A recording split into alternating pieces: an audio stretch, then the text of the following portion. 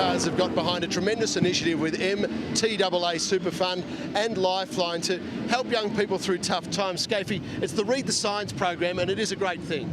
It is a great thing, Brett. I mean, it's basically the biggest cause of death is youth suicide under the age of 44. In fact, 40% more die than on the road at that period of their lives. So it's something that FPR, HRT and myself are involved with V8 Supercar to try to get this message across. Yeah. And Frosty, it is a great message, particularly for young people, to just talk to your mates, stay in touch. Yeah, I think, you know, most blokes are very blokey and don't open up too often, but you know, the Read the Signs program, the people that we've actually seen a couple of years ago going through the program, how it benefits, and you know, if you can affect one person and help, and then that becomes two, and mates become mates, and you know, it's the way to go. You got to talk about your problems, don't hold them in. You're not blokey if you go and talk. You're not blokey, I should say, if you talk to your mates. So open up. Yeah, Scafey, it's a good message, and just go to the website for more information too. Yes, so this didn't come along as MTAA Super and Lifeline 10 years ago, and they've done a really good job. So I'm glad that they were involved with us, and certainly, as Frosty said, if you're doing it tough, tell someone. Yeah, good stuff, and good to have you two involved as ambassadors too. Great stuff. Absolutely, thanks, Barretts. We're getting ready for 14 laps with the Fujitsu V8s. Cam McConville is alongside me for this one, and even though Andrew Thompson leads by 166 points, there's 150 on the line to win this one, so he has one bad race. It's game on again with Sandown and City to come. Oh, absolutely, Noons. It's certainly not over, and everyone expected that Andrew Thompson would sew up this championship, but I'm very impressed this year with David Russell. I've raced a couple of Fujitsu rounds, and he does a very good job. He's speedy, he races hard but fair, and still a little bit of water around. You can see they're offline, so if you get a very good start, you certainly won't be going down the inside. Quite damp and slippery too, the circuit today. Just a lot of that grip that went down, or rubber that went down yesterday, has been washed off. We're on board with Scott McLaughlin, the Fujitsu Ford, with Rodney Jane, the Bob Jane T-Mart's Falcon FG, which starts pretty high up the grid. Did a very good job yesterday. Rodney ended up position 7 for the Sonic team, teammates to Jack Perkins. So we're ready for the final race of the weekend. Green flag. Thompson and Russell on the front row. Perkins and Percat on the second row. Paul Morris, what can the dude do? Wait for the lights to go out. And away with race 2. Stalled car. Tim Blanchard goes nowhere. Can they get around him? Now he gets it going. But David Russell, his teammate, has squeezed in front of Thompson and grabbed the lead as Nick Percat goes a long way and slams him in the door. I think Nick just got off the back of the curb there. It's really, really wet, and that will have bent the steering on the Coates Hire Walkinshaw Racing Commodore. So unfortunate. I think he was on full throttle, cold tyre, spun the tyre and just turned him into the front wheel. Russell leads the way. Perkins third, Morris fourth. Scott McLaughlin has made a great jump. This is on board with Colin Cedars, the Careflight in-car in the Bisley Ford. The long climb towards the cutting. Aaron McGill with the most starts in the history of this series. He keeps on racking them up, but it is David Russell, winner of the round here at Mount Panorama last year, who leads the way. Nick Percat limping down the back of the pack. He and Thompson have had some issues this year. There's a bit of niggle, there's a bit of rivalry. I don't think there was anything intentional in that, though. No, look, it would be interesting to see the replay. I'm pretty sure he just got out wide. He tried to turn in at turn 1, but there was a car there filling that bit of road, and I tell you, it's quite tricky if you do get the painted lines and there's just still that little bit of water, and unfortunately turn 1 is probably the least or the last part of this racetrack to dry out this morning after heavy rain all night. So just wrong place, wrong time for Nick Percat there. Jack Perkins, position 3 in the Sonic Super Cheap Auto Ford. Remember, this car's a 888 build car. Marcus Zukanovic, the ABC Towing Commodore, hanging tough with Scott McLaughlin. Finished 9th yesterday, 9th and 10th these two, but around the other way. They've managed to pick their way through the order. Nick Percat is still on the road, but he's 22nd at the moment. I'd say he'd be just perhaps making sure there's no steering damage. He'd know straight away if your steering's left or right hand down, as we call it. Generally, it's better steering up, put the wheel alignment out, which is very drastically going to affect the handling of the car. So he might just be checking it out, but wouldn't be surprised to see him come into the pits this time around. Big lock-up. That was Tim Blanchard making contact in the background. That's Todd Fiore, who was in way deep. That thing did not look like stopping, but Tony Bates ends up going in the wrong direction. Look at the mud, Noons. Look how wet the infield is here. He's just got to keep it going, Tony Bates there. But Tim Blanchard, that was the car in the background making the big dive up the inside. Remember, he stalled on the grid. Todd Fiore I don't like his chances. He's gone. This could be our first safety car of this race. And have a look at the left rear of the David Russell car. He's going to defend it on the run up Mountain Straight to Griffiths. Look at the massive amount of rubber marks and damage to that left rear part of the bumper. Perhaps a little bit early in the race to be driving down the inside of the corner. Safety car being called. So the race is neutralised on lap 2, I should say. Yeah, it is race 2. Turn 22. It's Todd Fiore. Replay at the start. Look at David Russell. Great jump. There's Blanchard. Goes nowhere. Trying to restart. They all missed him. Good job. But look forward and you'll just see that Russell swept around the outside. Percat and Thompson are side by side, and here's another angle of it. It was quite a good launch by Nick Percat. Paul Morris got a great start as well. David Wall on the grass. So this will be perfect. Let's see the shot there. So Nick's over the back. Oh. Yeah, I don't know if he got onto the water. I think he may have just misjudged where Andrew Thompson was. And heavy impact at the back of Tweedies. Let's have a look at this again. Look, Tim Blanchard, he made the move on Tony Bates, so that's how Bates ended up in the grass. But Todd Fiore flies up the inside of Drew Russell. Percat was into the side of Cregan. It was all going on. It was very, very busy down there. And Tom Tweedy, now I want to know how the damages happened to that Ford, because he wasn't involved in any of this. Oh, look at Fiore, just massive amount of speed, and Bates just got on the power a little bit too aggressively there. This will tell the Tweedy story. Oh, Chaz Mostert, second incident in 2 days. And bang. He's taking no prisoners. I'd love to see a better replay of that, Nunes, but it looked like he was a fair way up the inside, to be honest.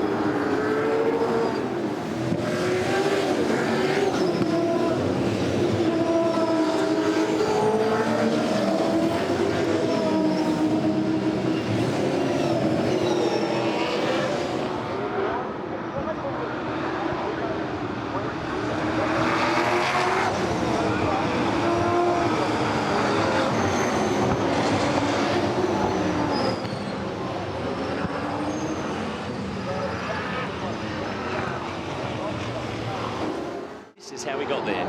The cars load up that left front tyre as you go through the chase, and I'd say it hadn't quite settled before he applied the big brake pressure that you do into the chase. 288 to 290, somewhere around there, depending on your run, as you apply the brake. So massive lock-up, and he obviously cleared the brake to stop the lock-up and ran out of road, but look at the speed he left the road.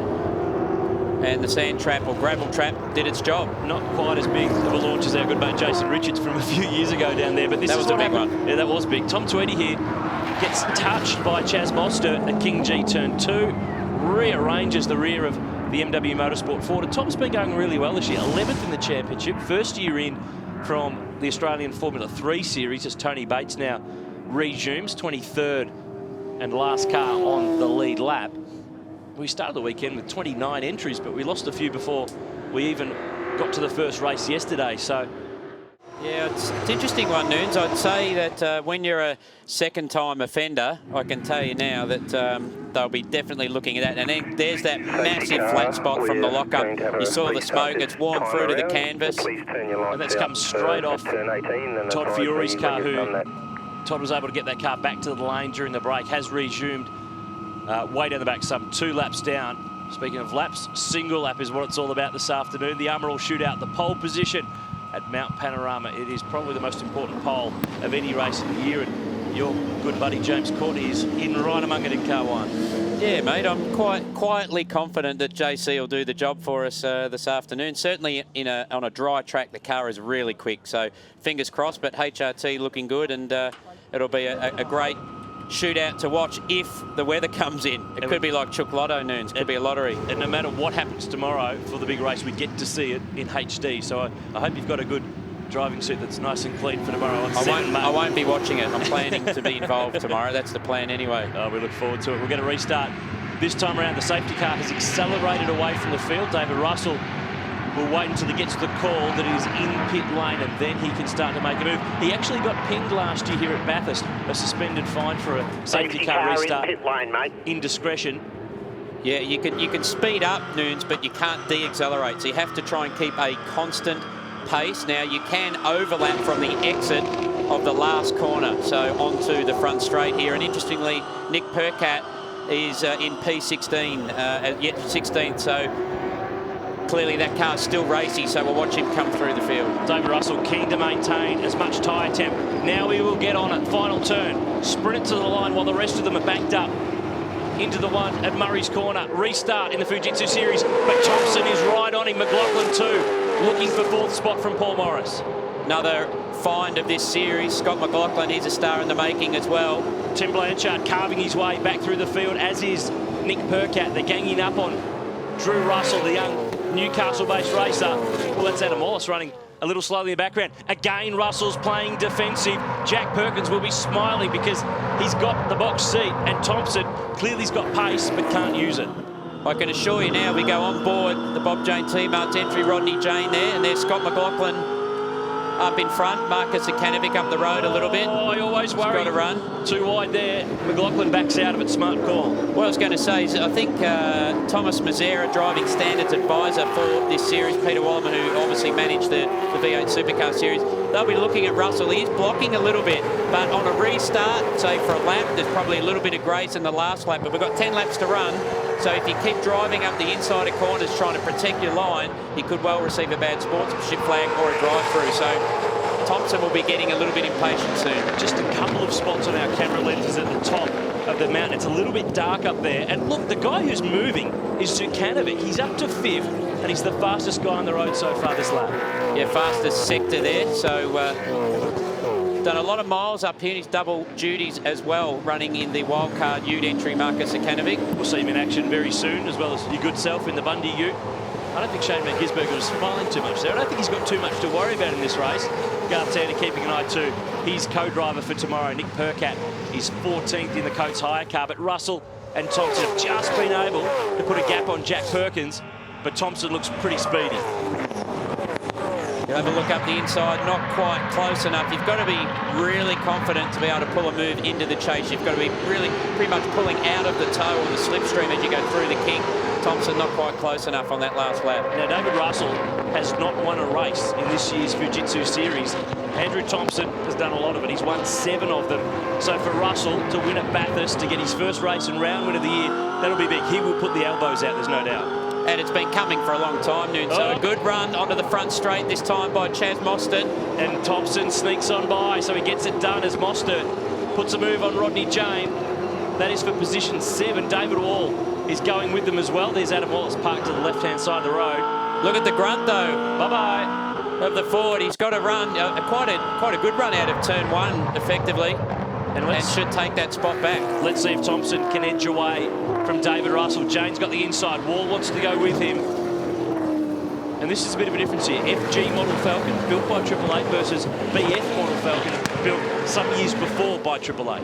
Yeah, certainly an older car, but Miles Racing, who Chaz is the current Formula 4 champion, another rising talent. So good that Miles has put him into the Fujitsu. Whoa, Aaron big McGill. off by Aaron McGill. He's going to hit the tyre bundle there. He's gone that far. He's gone out of view behind our camera point with the hotel. There he is, but I wouldn't mind betting he's probably bogged and hard to get started. The solo Ford is solo by itself on the grass. Mostert is putting all the pressure on Rodney Jane. Just more spots at the top, Cam. Yeah, safety car too, Noon, safety car. They're lapping about 2 seconds off yesterday's dry pace, so the track is certainly what we call green, or quite greasy with all that rain, and just a few little drops across the top of the mountain is enough to tell the little bloke there inside the helmet, maybe I'll just roll off the throttle here to be safe. Just when we got going, we slow things down again. Thompson the leader from Russell, Perkins, Morris in 4th. Zukanovic, McLaughlin, Jane, Mostert, Wall. Jeff Emery, position 10, started from 14th. Blanchard's made it back to 11th. Percat is 14th.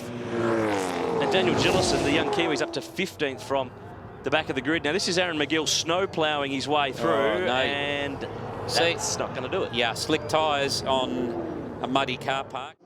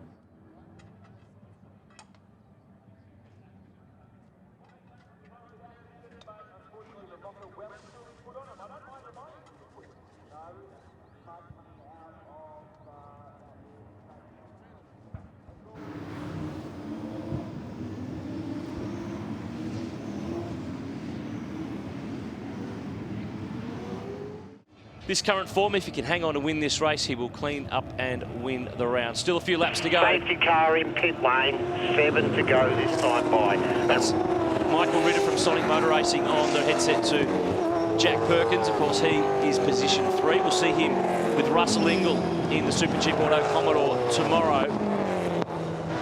In fact, we'll see a range of these drivers in the 1000 from 10:30 a.m. tomorrow morning. But we're set for a restart. This time by will be the end of lap 7. We're halfway through, and Thompson has got a very good initial jump on the run into the final turn. He's put a couple of car lengths on the Jayco Ford of David Russell. Very nicely done. Just slowed up a little bit and was able to get that little bit of a slingshot before coming onto the front straight. So that's worked in his favour, and clearly was the quicker car. A great start by Russell, but not the same car speed as it appears as Andrew Thompson. Thompson particularly strong on cold tyres on the restarts. Up over the crest of the hill on Mountain Straight. And that is a massive, massive margin. That shot gives you an indication of how it climbs up. It's so hard to show you on television. If you go and walk it, you really are knowing that it is a bit of an incline. It's one of those corners, Noons, where you feel like you could always brake later because you go, better brake now, because it does travel actually uphill. It helps retard or slow the car down before you turn in. So a great corner, but one that you've got to certainly treat with respect when it rains. It gets very slippery on the entry. David Russell made a little bit of a mistake on the run to the cutting. Small brake lock-up, and Thompson's gapped him. He's put half a second to the first sector alone on this first flying lap. Back with Jack Perkins, putting the pressure on David Russell, and just a few little sprinkles at the top like before, but a bit of blue sky. Thompson with the wiper on. It's not nice when that starts to happen over the top, I can assure you. You just get the sprinkles and you go, should I be conservative? And for the guy out in front, he's really the pioneer, Andrew Thompson, just trying to feel his way and how much grip there really is. And this place, of all places, can be different corner to corner. Morris just closing in here on Jack Perkins. They'll be teammates tomorrow, co-driving for the two Paul Morris Motorsports cars. This is the cool driving car with Tim Blanchard, who teams up with David Reynolds in the Stratco car. And they finished top 10 at Phillip Island. Davey Reynolds is in the shootout later this afternoon. They could be a dark horse for a top 5 tomorrow. I followed Tim actually in the first stint at Phillip Island, and he did a very good job. So starting to gain a fair bit more experience in a V8 supercar, another Formula Ford steerer. This is still on. Rodney Jane has got Chaz Mostert all over the back of him. A bit more defensive driving here. There's been a bit of it going on in this race. Yeah, I think Chaz will clearly have more pace if he can get past. So Rodney being a little bit cheeky there with the block, but this is where Chaz needs to really get. He wasn't quite in far enough on the last time, and not again. So he's really only making half passes. He's either going to get right in there and make the pass stick, or try and slow it up and get a better run on the exit. But now he's got a very ordinary exit, and David Wall's going to go through. The Wilson Security Commodore has turned pink this weekend in support of the McGrath Foundation, as indeed as the teams entering in the 1,000 tomorrow. And Blanchard's going to try to get in the gap as well. And Mostert, because he wasn't authoritative with that move, because he didn't get it done, has paid the price. Just a little bit of experience, I suppose, but I think because he's had a couple of incidents too, he's probably just going, I don't really want to touch anyone else. So David Wall in the Tony D'Alberto Racing prepared entry, just starting to slide through the field. Another one that will start in the main game. Oh, that was close. Wall's had a problem. Wall's got a problem right in front of them, at probably the worst place, where you're blind cresting through the run towards Reed Park. Well, something's loose. The car's darting everywhere, so perhaps a Watts linkage or the rear end starting to move around, which affects the toe. So the car looks very darty, if you like, left, right. So not sure if it's related to that or separate to that little bit of bumper hanging off the back of the car, but certainly some rear end issue, I would say, there. Yeah, it looks spooky across the top. Taking it very, very carefully. And he'll just move out of the way. Percat will sweep through to 10th place. And Jeff Emery will pick up a spot. It's a bit hard to pick up. Something internal in the bowels of that Commodore that really did make him lift off. Let's have a look. Let's have a look. We pick it up from another angle. Marcus Sakanovic there with some smoke. Has he brushed the wall? No. I'd say that's where that is. Yeah. So that was Chaz trying to get past. And more than likely, here we go. Misses the apex. Understeers wide. Yeah, something certainly failed. I think Noon's in the back of that car. So a good job not to actually end up in the fence. Oh. That was tight. Now Mostert, take 2. He's going to have another crack here. Have we not replayed the tape? Because it was almost looking like the same thing. That smoke from Zukanovic's car is getting worse, but Mostert's in the gap this time. He's in now. He's got it done. Gives Jane a little bit of room. Then he doesn't. And ends up putting them both in the grass. Now Mostert was the victim of a similar move at Queensland with Andrew Jones. And for a moment there, it looked like they were just going to go side by side. But I think he might have squeezed a bit too much room out of Rodney Jane. Yeah, I think you're spot on there. He tried to say, right, time to back off, and he just squeezed him up over the curb. Rodney's entitled to stay there, mind you, as long as there's room on the outside. And Marcus Zukanovic's car definitely smoking. Yeah, just seemed to have cleared on that run, but he's lost pace. Blanchard's grabbed 6th from him. It's a little bit strange what's going on here. They're falling like flies, and it's only 9 laps down. Wall's made it back to the lane. We'll see him tomorrow with Carl Reindler in the Fair Dinkum Sheds car. Bit of a cheeky angle coming in there. Thompson, though, has broken free. 1.7 seconds and 2:10.64. And the last time around, that smoke has cleared from Zukanovic's car. So whether he's bumped a gun onto a tyre and it's managed to rub itself away and it's cleared, it's a bit hard to tell. McLaughlin there, P5, Blanchard, Zukanovic, Mostert. Now Thompson, I don't know if he's asking for the rain, but he's had the wiper on for the last few and laps. he's just done a 2:10.6, so that's very much spot on within a 10th of his fastest lap in yesterday's race. So Perhaps he has just forgotten to turn it off, which is when you're in the zone as a driver, you can even forget that the wiper's going. See the speed there, 290 as they approach the chase. So these Fujitsu engines don't run the control camshaft that we now have in the main series. So effectively, they should be a K or two even quicker down Conrad Straight. Let's have a look. Yeah, Jane had nowhere to go. He was already out wide. Mostert was getting the move done, which was fine, but ran too wide and just clipped Jane. Here it is again. Here it's all good. He's got it done, but he's had to use too much road. Jane's got nowhere. He's already half on the grass. Yeah, the old story. If Rodney had sort of lifted off, probably wasn't worth arguing over. But no, Cedars, big impact into Forrest elbow. Yeah, straight in, and that will bust the Watts linkage, no doubt. There it is. That's why the right rear tyre is hanging outside the guard, and he is limping down Conrad Straight. Here's how it started. I reckon he's clipped the inside wall. No? Lost the rear on the run in. Yeah, bang. And that will snap and break the Watts linkage bolt every other week. Potentially diff housing damage too, so that puts Colin out, which is a real shame. Jack Perkins here, third in the race, on target for third for the round. Remember, in the Fujitsu series, the podium is for the round, like we used to have in the main championship. And today was announced the calendar for next year, 7 more rounds of the Fujitsu series back at Bathurst. And we're also going back to Winton. It all starts in the Eclipse 500 at the start of March. Back with Scott McLaughlin here, and the Fujitsu Ford pilot, after crashing out here last year, has played it pretty smart this weekend. And his engineer Nathan Leach have worked very, very well. They're 5th on the road at the moment. They're on target for a good solid haul of points coming into this weekend and coming into this race. He's 3rd in the championship, and this is a guy who's only done 2 years of car racing. Yeah, Ross and Jimmy Stone are very, very good at picking young talent. They obviously did it with Marcus Ambrose. They've got Shane Van Gisbergen, and this is another Kiwi just waiting in the wings for his slot. So, and a lovely young guy too, who's just really improving with every Fujitsu round he does. And I reckon you can pencil him in that you'll see him in the 1000 next year. He's been racking up the experience. He won his first race in the last round here in the Fujitsu series at Queensland Raceway. He's a guy on a few people's shopping lists.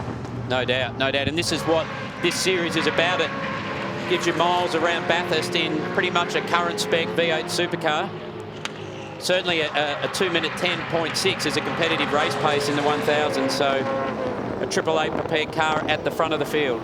David Russell here, the Jayco Ford. Remember, this is an ex-FPR car. Robert Cregan, the Irishman, on debut at the Mountain, and James Brock. They got away with it, though, and Paul Freestone managed to get them both. Thank you very much. Colin Cedars has made it back to pit lane. Good to see Colin back in the series. Had a bit of a health complication recently that was thought that he might not take part this weekend, but he did get back behind the wheel, but unfortunately he is out of this one. So too is Rodney Jane. He is walking away. We started with 25. We're down to 17. Yeah, it's the walking wounded. They've certainly had a go. The last race of the weekend for the Fujitsu series, Nick Percat has moved up into 8th. So he's had to chip away through the field. Tim Blanchard here. This is an ex-FPR car. You can always tell because have a look at that rear view mirror. It's massive. I've seen those. I thought that was a standard taxi fitment. It means you really don't have to move your head at all. Just a quick glance. Don't have to take your eyes long off the road, that's for sure. See, very busy at the wheel there. So car, if anything, might be a little bit nervous across the top of the mountain. And just having a look down in pit lane 2, Cam, Zukanovic is in the lane. The car is going back into the garage. So whatever that problem was, it has sidelined the Victorian. And this is the fight for 2nd, 3rd and 4th. Russell, who'll be with Todd Kelly for Jack Daniels Racing tomorrow. Jack Perkins and Paul Morris off the top of the hill. And there is the Zukanovic car in the lane. Doubling up in the V8 Utes this weekend. He's the wildcard entry in the Auto 1 series. We'll see them in action shortly. You'll be behind the wheel as well. You'll have to duck off shortly to get ready. Starting P1, I've just been told, Noons. Reverse top 12. How'd you manage that? Oh, bribery and corruption, I think. So the pressure's on. Into the limiter there for Jack Perkins. So that just shows that how quick the Fujitsu series cars are in a straight line. Certainly I haven't hit the rev limiter in 6th gear in the HRT car, so good terminal speed in the Bob Jane T-Marts Ford. And those Falcons that you're watching here are the BF model. They are the older model. The FG is the current spec car, but the BF is a little bit narrower in its track. It's like the the difference between the VE Commodore and its predecessors. It cuts the air a little bit better for top-end pace. Paul Morris behind there. Another one doing double duties. He just loves racing anything. In fact, his sprint car is here on display this weekend in Supercheap Auto colours. He is not racing it around the mountain. I just thought I should put that in there. Well, let's hope. Let's hope. But he's got good speed here, and teaming up with Steve Owen for the 1000 tomorrow. And we'll see Steve in the VIP Pet Foods car in the shootout for the first time here at the mountain. But Thompson, here he is. The Monster Commodore leads the way. The margin's 1.7 seconds. He's just doing what he needs to do here. He's on target for his 4th straight round win this season from 5 starts. It really is the class of the field this year, and it's been great for Andrew Thompson to build a bit of confidence up this season, and certainly put him on top of the co-driver's wish list. So Roland Dane snapped him up pretty early, but you're really only a valuable co-driver for the front cars, certainly if you're able to do miles throughout the year, and that's what this Fujitsu Championship has done for him. And that's exactly the reason why you stepped into the Ben Eggleston car for 2 rounds, just to get your eye in, keep yourself in the V8 rhythm in a similar car to the one that you'll share with James.